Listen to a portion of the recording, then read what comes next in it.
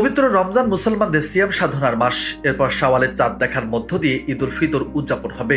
আবহাওয়া দপ্তরের ধারণা, এবার রমজান 29টি হতে পারে। সে অনুযায়ী 31 মার্চ হতে পারে ঈদ উল ফিতর।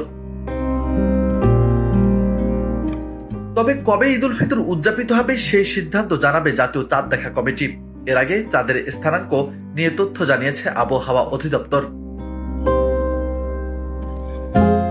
আবহাওয়া অধিদপ্তরের বার্তা অনুযায়ী আগামী 30 মার্চ চাঁদ দেখা নির্ধারিত সময় 6টা 32 মিনিট থেকে 7টা 20 মিনিট পর্যন্ত।